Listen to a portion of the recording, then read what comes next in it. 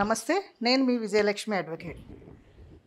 తల్లిదండ్రులను వృద్ధాప్యంలో చూడకుండా బయట వదిలేస్తే వాళ్ళ మీద కేసు పెట్టవచ్చా అనేది క్వశ్చన్.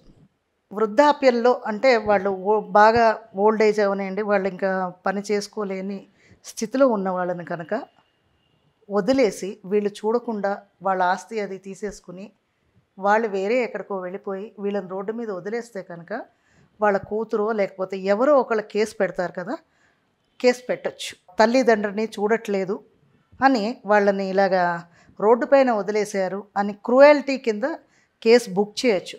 అంటే క్రూయల్టీ అంటే ఏం లేదు, మానవత్వం విలువలు తెలియని వాళ్ళు అన్నమాట.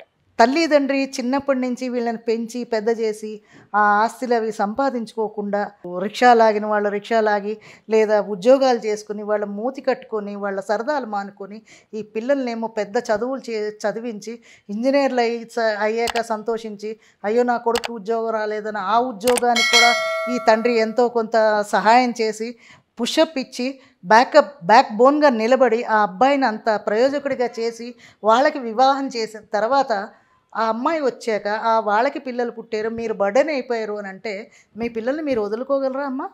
వదలలేరు కదా. ఓల్డ్ ఏజ్ వచ్చిన తర్వాత పేరెంట్స్ కూడా పిల్లలతో సమానమే. మీ పిల్లల్ని మీరు వదులుకోలేరు, ఈ ముసలాళ్ళు ఎక్కడికి వెళ్ళిపోతారు మీరు కాదనంటే? కాబట్టి ఇవన్నీ కోర్టుకు వెళితే మాత్రం మీకు కంపల్సరీ శిక్ష పడుతుంది. అసలు వదలడానికే లేదు. తల్లిదండ్రిని చూసుకోకపోతే వెంటనే కేసు బుక్ చేయొచ్చు. కాకపోతే ఎవరో రోడ్డు మీద పోయేవాళ్ళు ఎవరో చేయరు కదా, కూతురు కూడా చూడాలి. కూతురుకి కొడుకుకి సమాన హక్కులు ఉన్నాయి. ఆస్తి తీసుకుంటున్నారు కదా సమానంగాను కూతురు కొడుకు. సో కూతురు కొడుకు తల్లిదండ్రిని చూసుకోవాలి. వీళ్ళిద్దరు కూర్చొని నువ్వు ఇన్ని రోజులు ఉంచుకో నేను ఇన్ని రోజులు ఉంచుకుంటాను అని పేరెంట్స్ని ఇద్దరినీ ఒక దగ్గరే పెట్టుకోవాలి. మళ్ళీ ఏదో ఒక సినిమాలో లాగా, ఏదో బాగ్బాన్ సినిమాలో లాగా భర్త ఒక దగ్గర భార్య ఒక దగ్గర పెట్టుకోకండి. భార్య ఏమో పనికి వస్తుంది, ఇంట్లో పనులు అనే చేస్తుంది, భర్త ఏం చేయలేడు కదా, ఏదో స్కూల్ పిల్లలకి తీసుకెళ్ళి దింపడానికి కోసం. ఇవన్నీ చెత్త ఆలోచనలు ఆలోచించకుండా యాజ్ ఏ పేరెంట్ మీరు కూడా మీ పిల్లల్ని ఎలా చూసుకుంటున్నారో మీ పేరెంట్స్ కూడా మిమ్మల్ని అలా చూసుకున్నారు కాబట్టి చిన్నప్పుడు పెద్ద అయిన తర్వాత ఆ పేరెంట్స్ని పిల్లలుగా చూసుకునే బాధ్యత మీకుంది. మీరు మీ పేరెంట్స్ని పిల్లలుగా చూసుకుంటే ఇదే మన సంస్కారం. రేపొద్దున మీ పిల్లలు మిమ్మల్ని చూస్తారు. లేదు మీరు ఎక్కడో వదిలేశారు అనుకోండి, రేపొద్దున మీ పిల్లలు అడుగుతారు, నేను పెద్ద అయిన తర్వాత నేను ఏ హాస్టల్లో వెళ్ళి డాడీ అంటే ఏమవుతారు మీరు? ఇవన్నీ రిపీట్ సైకిల్ అనమాట. ఇది తిరుగుతూ ఉంటుంది ఎప్పుడు, కాలచక్రం. ఇది కాలచక్రం ఏంటి, తిరుగుతూనే ఉంటుంది. మీరు చేసిందే మళ్ళీ మీకు బ్యాక్ వస్తుంది. సో మీ పిల్లలకి మీరు ఇచ్చే జ్ఞానం ఏంటి అంటే ఇవే, మీ ఇంట్లో చూసేవే నేర్చుకుంటారు. పిల్లలకి ఫస్ట్ స్కూల్ మన ఇల్లే.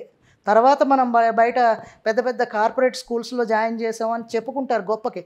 కాదండి, మీరు ఫస్ట్ మీ ఇంట్లో ఏం జరుగుతుందో అదే స్కూల్ వాళ్ళకి. ఆ ఇంట్లో చూసిన దాన్ని నేర్చుకుని వాళ్ళు బయటకు వచ్చి అదే సేమ్ చేస్తారు, రిపీట్ చేస్తారు.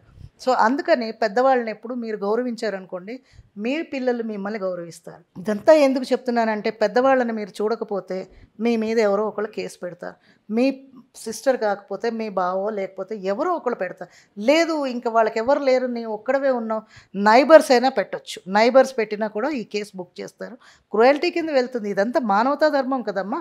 ఒక పేరెంట్స్ని, ఒక ముసలి దంపతుల్ని ఇద్దరిని నువ్వు రోడ్డు మీద వదిలేసి నీ ఇష్టం వచ్చినట్టు నువ్వు ఉండి అది చాలా నేరం. వాళ్ళ ఆస్తిని కూడా కొంతమంది తీసేసుకొని వాళ్ళకి ఏమీ లేకుండా, అసలు నువ్వు లాక్కోనక్కర్లేదు ఆ ఆస్తి అంతా, ముందే ఆ ఉద్యోగానికి దానికి వీడి చదువుకోవడానికి వీడి పెళ్ళిళ్ళకి వీడి పిల్లలు పుట్టినప్పుడు ఇవన్నీ ఫంక్షన్స్కి వీటికి వాటికి అన్నీ వాడేసుకుని ఇక ఎటు కాని టైంలో వాళ్ళకి హెల్త్ బాగోలేదు అని అన్నప్పుడు పెడితే కనుక చాలా గట్టిగానే పడుతుంది శిక్ష.